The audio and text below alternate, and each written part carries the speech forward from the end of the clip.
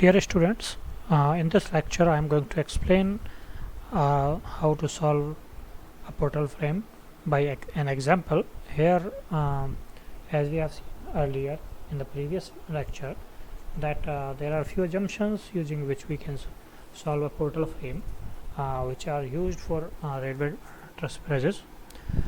So here we can see that there is portal frame which is 5 meter wide. So here it is 2.5 meter and 2.5 meter from this middle point, and this unsupported height is 5.5 meter, and there are two different segments also 1.25 meter each.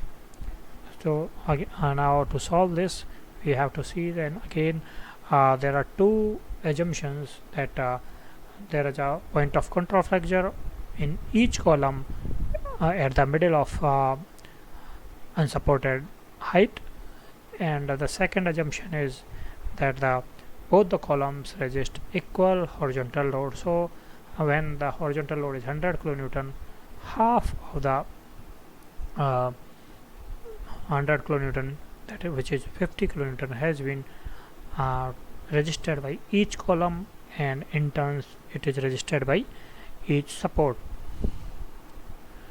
So moving further, we can see that these two assumptions help us to resolve this problem in a much simpler problem, where we can see that the bottom part of the column below the point of control flexure is much more clear, where 50 kilonewton is horizontal force, which also acts as shear force here, and the bending moment at the bending moment at point O1, which is point of control flexure, is 0, and same for the second column. The unknown forces are vertical reactions, or which is the internal forces of the member, also the internal axial force, which is, and the moment at the bottom or of the support. So due to this, we can see that moment of the support can be easily calculated, can be calculated very easily using the 50 kilonewton, using the shear force which has been obtained using the second assumption. And now the only unknown for the lower part is the vertical forces. On the other hand, for the upper part, there are few unknown forces other than the V1 and V2. There are the unknown forces, the forces in the truss members are also known. So to solve the upper part of the portal frame, first we have to find out V1 and V2. The value of V1 and V2 can be calculated as explained in the previous video. We will have to take moment about O1 or O2, whichever you feel convenient. In this case, this is almost similar situation. So we can see that when we are taking moment about O1, the moment due to V1, moment due to this 50 kilonewton, and moment due to this 50 kilonewton will be 0. So V1 into 0, and so V1 into 0, and this 50, which is P by 2 here, P by 2 into 0, plus P into this is H by 2 plus H. So that will be taken as P into which is 100, H by 2 plus H, minus this V2 into L plus P by 2 into 0. So in this way we can find out V2 is equal to 105 kilonewton. Now in the next step, we have to balance all the vertical forces in the upper part of the structure. So V1 plus V2, these are only two vertical forces in the upper part of the structure. So V1 plus V2 is equal to 0. So V1 is equal to minus 105 kilonewton. Negative sign simply says that the direction shown in the figure is opposite of the actual force. So this means that V1 is equal to 105 kilonewton downwards.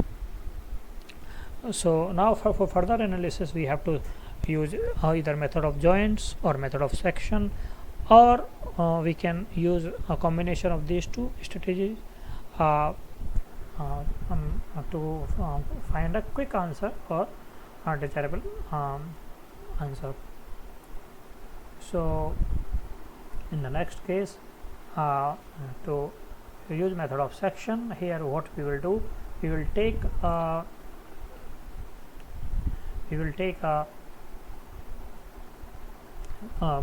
section. Let us say this is the plane through which I am cutting a section. So the section here is like this, where I know that the vertical force here is 105 kilonewton, horizontal force is 50 kilonewton, this horizontal force is 100 kilonewton, this force FVC is unknown, FC is unknown, and FFG is unknown.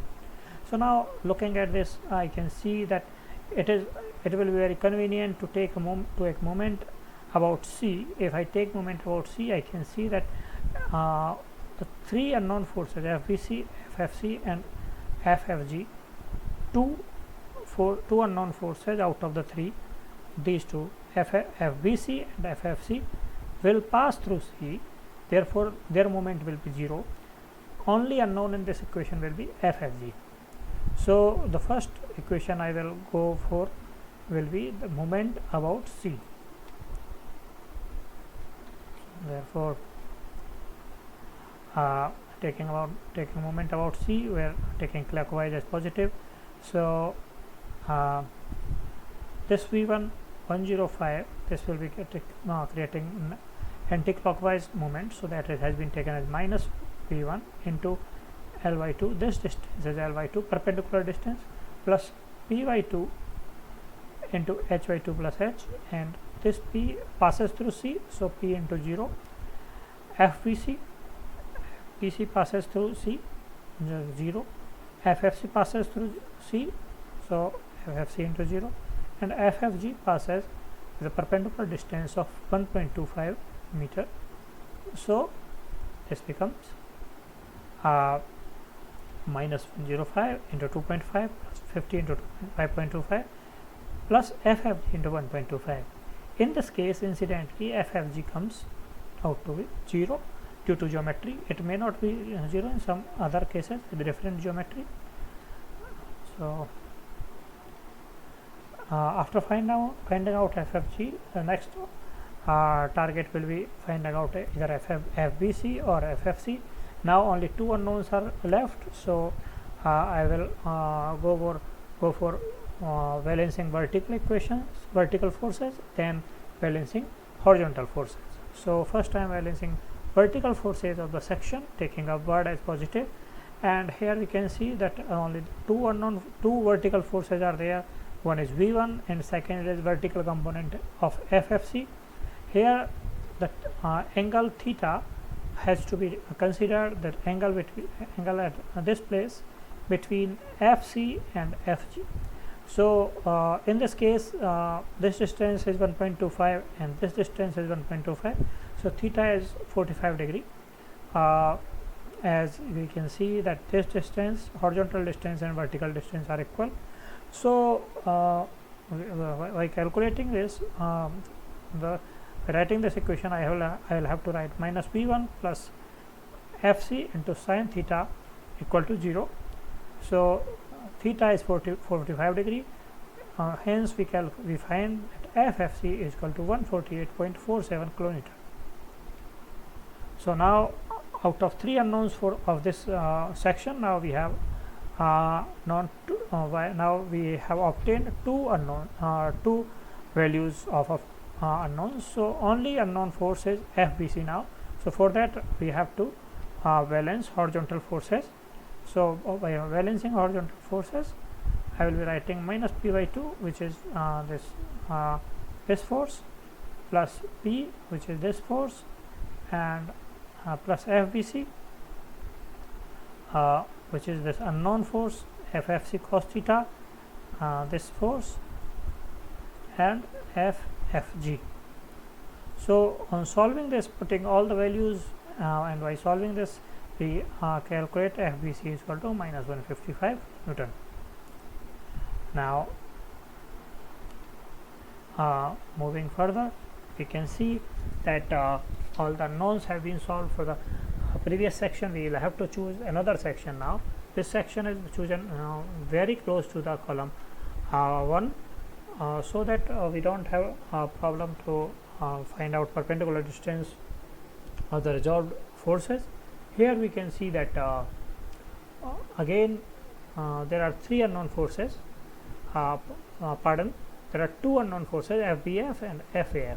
Here FBC we have already calculated, so we can start with any of approach. There are several approaches available here, or several point to start with. So I am starting with moment about B. I am taking moment about B so that FBF moment of FBF becomes 0 in the equation, only FAF remains unknown in the equation. So 50 multiplied by, here we can see 50 multiplied by this length, which is 5.25, plus 105 into 0, as this passes through B, plus FAF cos theta into 2.5. So this is here FAF will have 2 component, this is one, and one is horizontal, one is vertical. The vertical component will pass through B, so that can be ignored or can be multiplied by 0, as FAF sin theta will pass through B. But the horizontal component will have perpendicular distance of 2.5 meter, so FAF cos theta is multiplied by 2.5 meter, and P into 0, that means it will pass through B, and FBF into 0, that also passes through B, minus 155 into B. 155 is FBC, which we calculated in last slide here, so that is also multiplied by 0 as it passes through B. So here we find out FAF is equal to minus 148.47 kilonewton. Now moving next, here we are taking truss member forces. This point I am applying method of joint. I generally mix them depending on the ease which one is providing faster answer. So for the point F I am applying method of joint. So I am taking joint F. So I am balancing all the forces perpendicular to this line AC. So we can see that these 2 forces will not contribute to this equation. This equation is already 0, this force is already 0, so only unknown force here, or only force here is FBF, and there is no other force perpendicular to this line, so FBF becomes 0. So here we can see that this way all other forces can also be calculated. I am not showing the calculation for all the forces, but here we have seen calculation of all the members of the left side of the left half of the structure.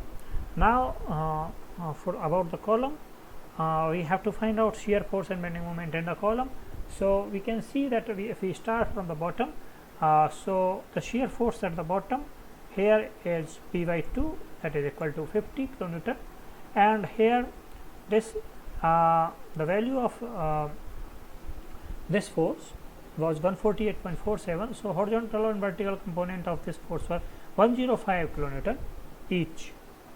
So here the horizontal force towards the left will be available, which is values of which will be 105 kilonewton. So using with this, we can see that the shear force here will be minus 55 kilonewton.